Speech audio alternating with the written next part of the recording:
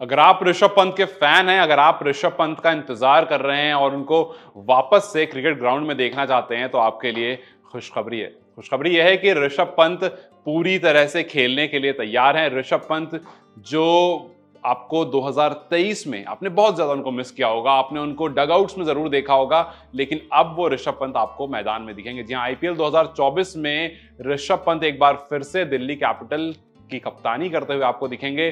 Cricket और पंत के बीच दूरियां 30 दिसंबर 2022 से आ गई, क्योंकि उनका एक कार एक्सीडेंट हुआ था और बहुत जोरदार वो एक्सीडेंट था, बहुत बुरी तरह से वो चोटिल हो गए थे और उस दुर्घटना में पंत के घुटने का लिगामेंट जो है वो फट गया था।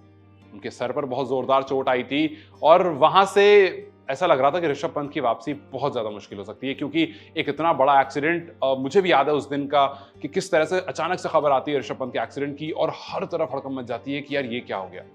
एक यंग खिलाड़ी, एक वो खिलाड़ी जो मेरे हिसाब से टेस्ट का बहुत बेहतरीन खिलाड़ी है, जो T20 और ओडीआई फिर भी ठीक है। हालांकि वो आप बोलोगे कि यार वो तो अटैकिंग बैट्समैन है, आप क्या बात कर रहे हो, आप टेस्ट में कैसे उनकी बात कर रहे हो, लेकिन नहीं, आप उनकी टेस्ट की पारियों को देखो और आप उनकी T20 और वनडे की पारियों को देखो, आप कहीं ना कहीं सोचोगे कि इंडिया अगर ऋषभ पंत को सबसे ज्यादा कहीं मिस कर रही है तो वो टेस्ट क्रिकेट में कर रही है। खैर, उस पर बाद में आएंगे, पहले आपको पूरी खबर बता देते हैं।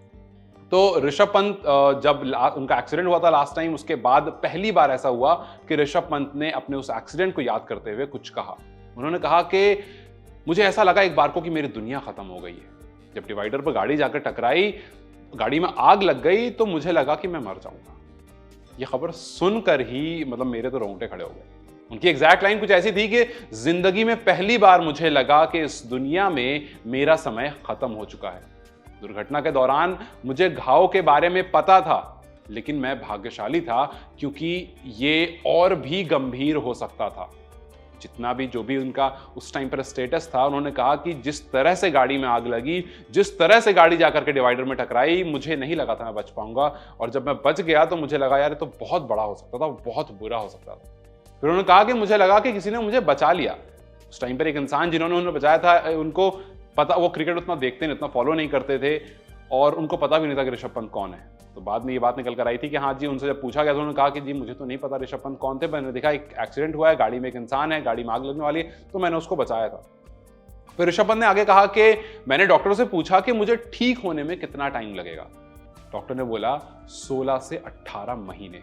जी हाँ, 16 से 18 महीने एक बहुत लंबा टाइम होता है। अगर 1.5 साल एक इंसान को एक एक्सीडेंट की वजह से अपने पैशन से दूर कर दिया जाए, तो आप समझ सकते हैं कि ये कितना ज्यादा बुरा हो सकता है। हाल ही में ऋषभ पंत ने जो एक इंटरव्यू दिया है, उसका टीजर रिलीज हुआ है, जिसमें ये सारी बातें दिखाई गई हैं। और अच्छी बात यह है कि 2024 में आप एक बार फिर से ऋषभ पंत को दिल्ली कैपिटल्स की कप्तानी करते हुए देखोगे। हालांकि बात इसमें कहीं ना कहीं यह भी है कि हो सकता है आपको ऋषभ पंत पूरे मैच में नहीं दिखे, हो सकता है आपको ऋषभ पंत कुछ मैचेस में दिखे, या ये हो सकता है अगर पूरे मैच में दिखे तो इंपैक्ट प्लेयर की तरह दिखे। वो डिपेंड करता है उनके फिटनेस पर। अभी आईपीएल में टाइम है, तो जाहिर सी बात है इस पर कुछ पूरी बात नहीं की गई है, लेकिन जैसे जैसे आईपीएल आएगा, जैसे जैसे करीब आएगा, उनके बारे में ये बात क्लियर कर दी जाएगी कि वो किस हद तक आईपीएल में इन्वॉल्व होंगे। क्या वो विकेट कीपर की तरह रहेंगे, क्योंकि विकेट कीपिंग करना एक बहुत मुश्किल टास्क है। तो अगर वो उस हद तक फिट हो जाते हैं तब वो विकेट कीपिंग करते हुए दिखेंगे, नहीं तो हो सकता है वो आपको मैचेस में जरूर दिखें, बतौर इंपैक्ट प्लेयर जरूर दिखें हर मैच में, लेकिन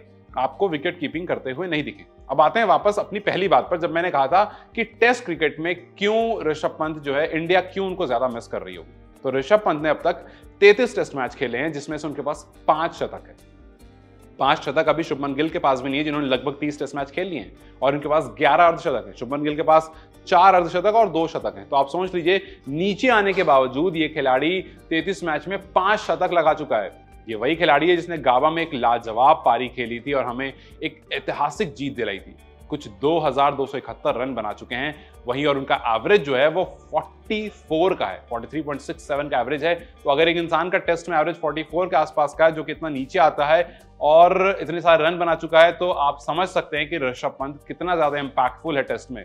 आप वनडे इंटरनेशनल में देखेंगे तो उनका एवरेज आपको 34 का दिखेगा, लेकिन टेस्ट में वही 43 का हो जाता है। वनडे में कुछ उनकी 34 के औसतन उन्होंने कुछ 8 साढ़े 800 रन बनाए हैं, और जिसमें 1 शतक और 5 अर्धशतक है। शतक और अर्धशतक दोनों ज्यादा हैं टेस्ट क्रिकेट में।